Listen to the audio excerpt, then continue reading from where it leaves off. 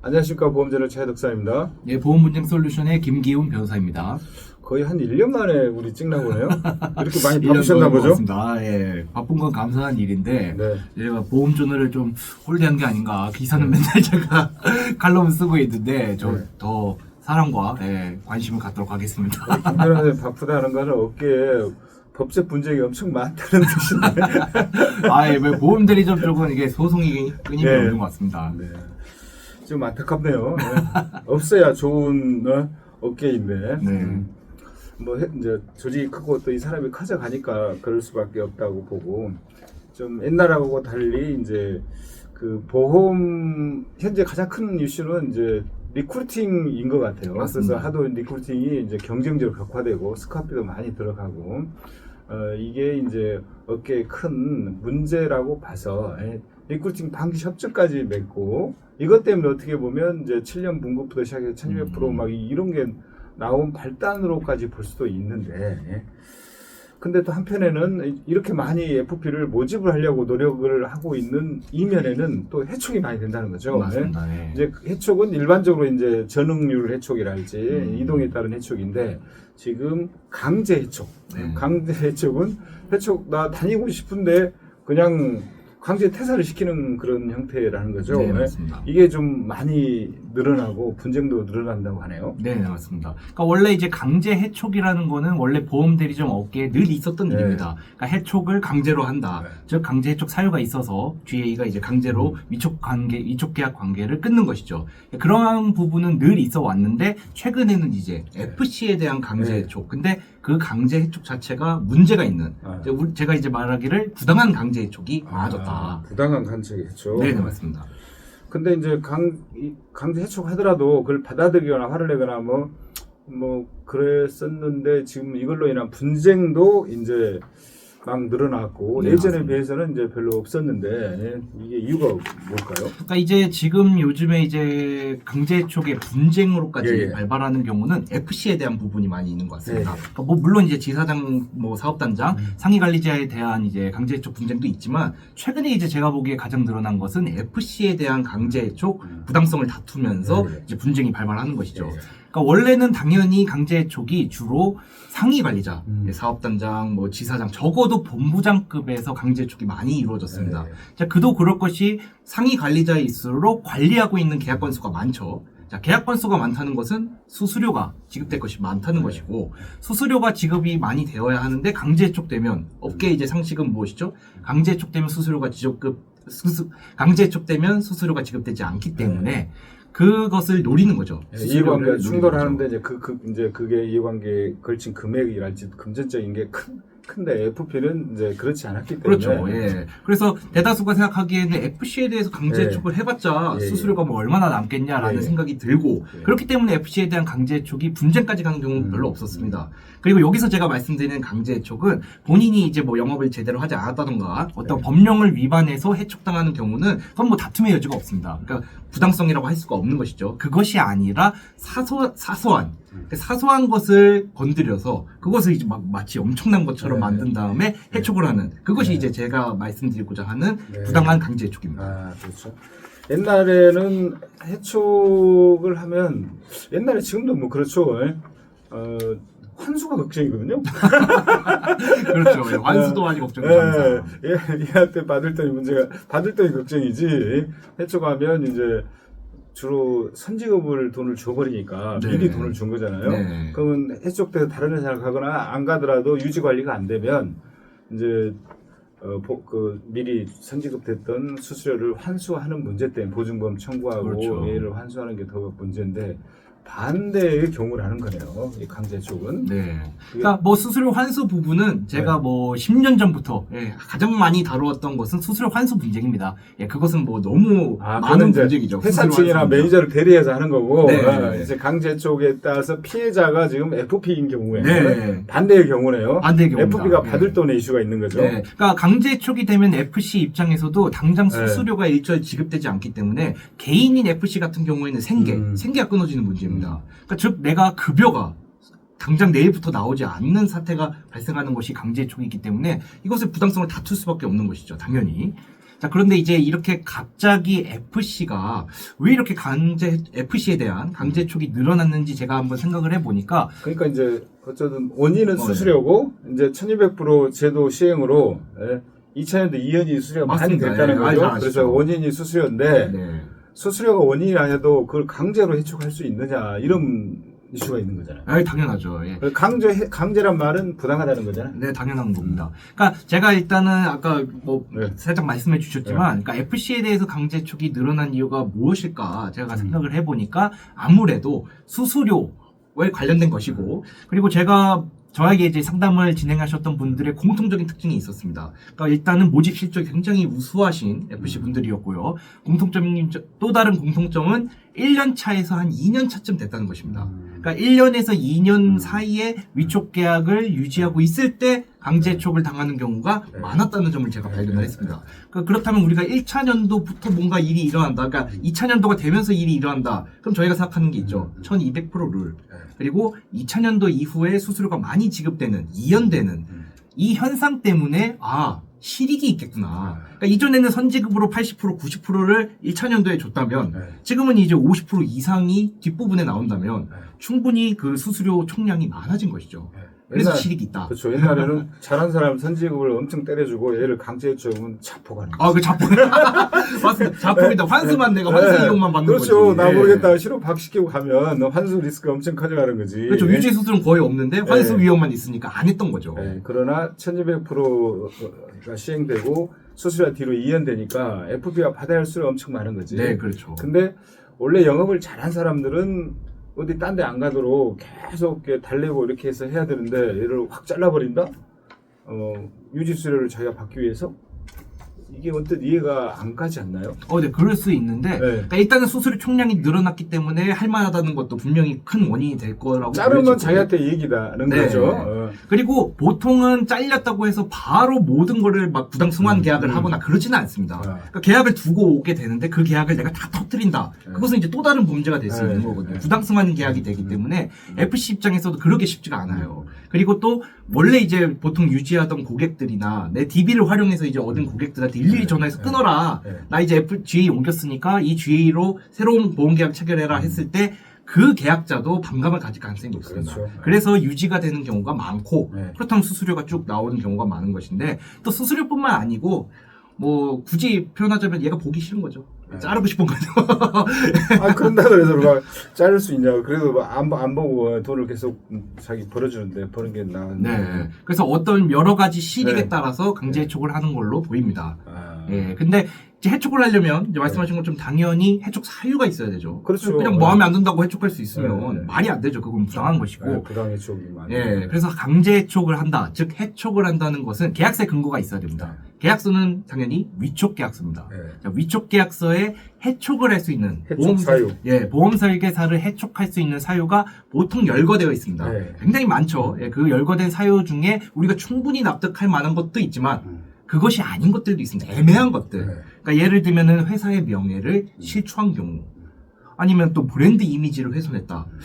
선뜻 와닿지 않지 않나요? 뭐 어떤 예를 들면은 어떤 보험 설계사가 뭐 술 먹고 고성방가를 저질렀다. 어디 그걸 봤습니다. 상위 관리자가. 이건 회사의 이미지를 실추한 거 아니냐. 이렇게 주장할 수도 있는 거예요. 어떻게 보면. 애매한 거죠. 그렇죠. 왜냐면 브랜드 이미지 훼손. 이건 너무 애매하지 않습니까? 이미지는 얼마든지 뭐 얼마나 훼손돼야 되는지 이런 내용도 안 쓰였기 때문에 그러니까 그런 것들을 이용해서 해촉을 한다면 충분히 다툼이 있다는 거죠. 그리고 이제 또 하나 가장 많이 이제 언급하는 사유는 다른 FC에게 이직을 권유한 경우. 이게 이제 제가 보기에는 가장 다툼이 많습니다.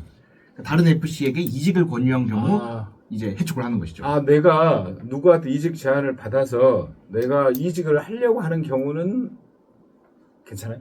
그러니까 내가 누군가로부터 이제 뭐 이직 제안을 공고가 받았어. 와서 그러면 내가 갈지 말지 고민하고 접촉을 했다. 이거는 뭐 그냥 그 직업 선택이 자유니까. 그건 얼마든지 이걸로 하는 게 아니고. 다른 내가 가려고 마음을 먹은 거야. 먹은데 같이 가자. 그렇죠. 맞습니다. 집단 이탈. 집단 이탈. 그러니까 예를 들면 집단으로 어떻게 이제 빼가려고 한 거지. 일종의 그렇죠. 유해 행위네. 그러니까 일종의 좋은 인재를 빼가는 그런 모습이 되면은 이제 해촉할 수 있다라는 사유가 요즘에 보통 많이 들어가 있습니다. 그런데 이제 이 부분은 이제 제가 말씀드리고 싶은 게 제가 다루었던 하급심에서 자, 이러한 부당 권유, 그러니까 부당 이직, 부당 권유라고 하겠습니다. 네. 부당 권유 행위에 대해서 판단을 한 바 있는데 그러니까 시장 경제랑 아까 말씀하신 네. 것처럼 자유 경쟁의 원리에 따라서 얼마든지 이직을 제한하고 네. 권유할 수 있는 건 맞다. 법원도 그렇게 표시하고 있습니다. 다만 이걸로 인해서 강제 촉이 정당하기 위해서는 그러니까 정당한 범위를 넘어서서 부당한 것을 평가할 정도에 이르러야 된다고 설시한 바 있습니다. 그러니까 한마디로 뭐 쉽게 예를 들자면 제가 이제 뭐 제가 FC고 어떤 다른 FC랑 만나서 야 어디 지금 AGA에 있는데 야 BGA에 있는 수수료율이 야 93%래. 야 우리는 89%잖아. 야 4%더 받기 위해서 한번 가자. 술자리에서 그런 얘기를 했을 때 그 FC가 저한테 이런 얘기를 했어요라고 해서 이제 제보를 만약에 했을 때 GA가 이걸 자를 수 있느냐? 제가 보기에는 현재 이것만으로는 부당 권유 행위에 해당한다고 평가하기도 어려울 것 같습니다. 그러니까 여기서 이제 말하는 부당 권유 행위라는 것은 방법이 잘못됐다는 거예요.